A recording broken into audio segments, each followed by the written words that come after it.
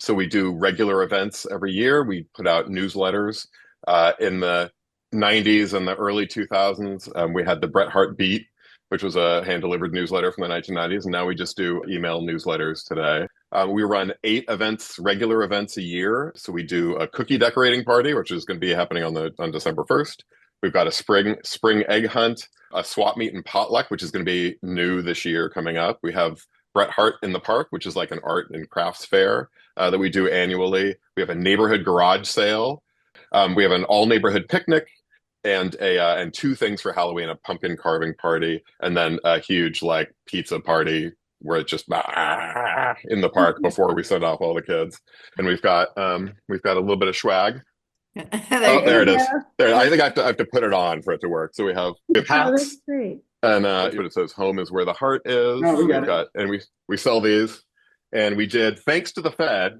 We had a grant from the Fed last year. We were able to do blanket our neighborhood. We got the addresses and we sent out a postcard to everybody. It's a fabulous postcard. There it is. Anyway, so that tells you about the Bret Harte, and like go onto the website and sign up. We use MailChimp, and that's how we send out communications.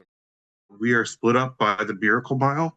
We're a very unique community full of single-family homes and a lot of multi-use apartments, duplexes. We're very unique in not having any public spaces or schools. We do have several churches. We do meet at the First United Methodist Church for, in general, our annual meeting. Our annual meeting is mandated by our bylaws. We do have several public events that we host. So we do a national night out. We have our annual fall meeting, and we do a holiday meeting also. First of all, because every home is required to be a part of the homeowners association, that means they have to pay dues. And we do have covenants and restrictions and bylaws, which means that every house automatically becomes a member and is obligated to pay dues. We do have a vote coming up for our CC&Rs to approve them with updates. We also have a management company that manages the dues and other regulatory requirements. So we're pretty organized. We have several events every year, and the neighborhood appreciates those very much. We're very much a diverse mixed use neighborhood. We have lots of apartments as well as single family homes in the neighborhood. Our one fundraiser of the year is our garage sale day. We usually have 60 garage sales that happen on the same day, and it's always Father's Day weekend. The big event, Porch Fest. San Rafael Porch Fest in September. The Neighborhood Association is the organizing sponsor for Porch Fest. So that's a bigger group, and it's kind of some of our board members, but also a lot of San Rafael community at large. And then we have an annual meeting for everybody in January that we, in recent years, do it at the Elks Lodge. I would say probably the most important thing we consider that we do is to sponsor the Ready Glenwood, which is disaster preparedness organization, which is organized along lines of Ready Marin as far as guidelines go. And it's one of about 80 different neighborhood ready groups, NRGs in Marin County.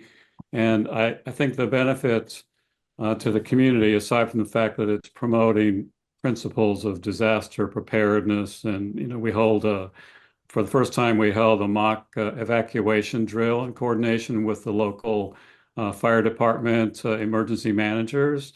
And, people just kind of met briefly before, and then a signal was given from the city. And then it's like you go get your go bags and put them in the car. And so it requires some thinking in advance how to prepare. And then a debrief was done after that. So in building this disaster preparedness component in the community, we gather information from households that goes into a database of household information that could be used in an actual emergency event.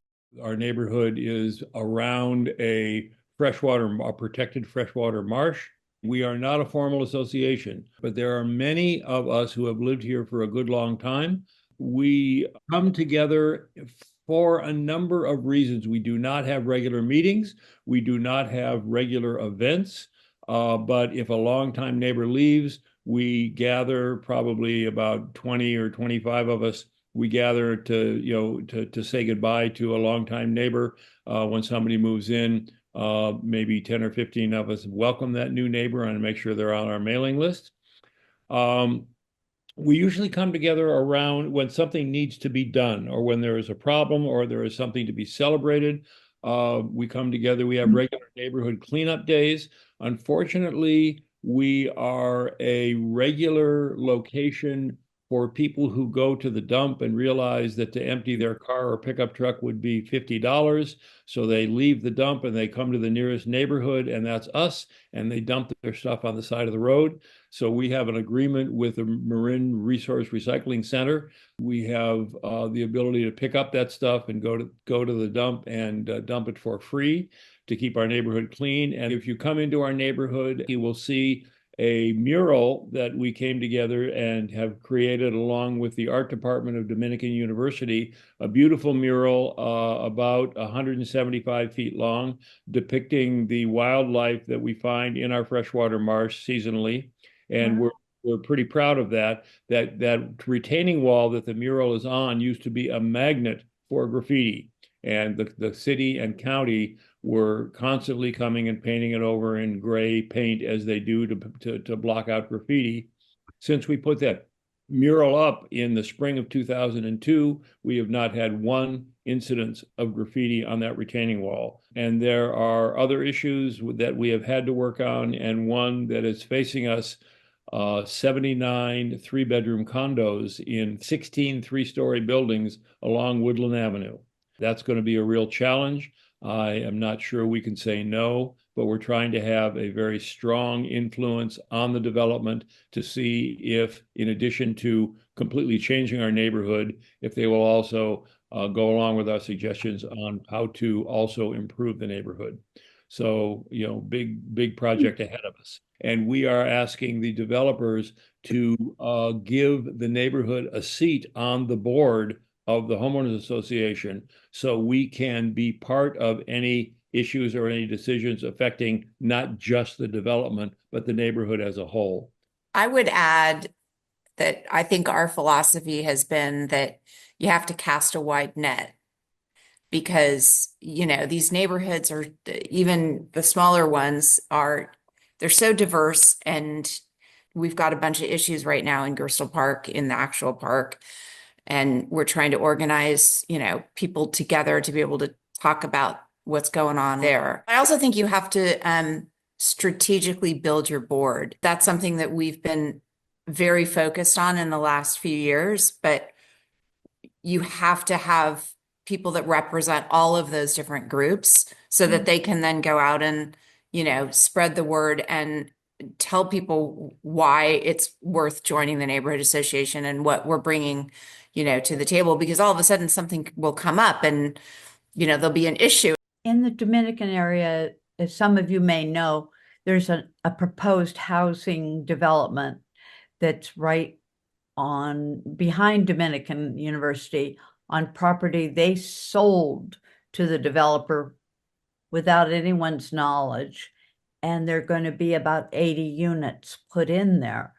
And we have been working with City Council, not to a huge extent. It's a very slow process. And the day after we heard about the proposed development, our association had a meeting on the street of about 75 people. It was one of our largest turnouts. And the president of our association told everyone what was happening, and that was the beginning of our neighborhood meeting to try to make a difference in what happens. So I felt that as a group we had some power, and I hope we will going forward.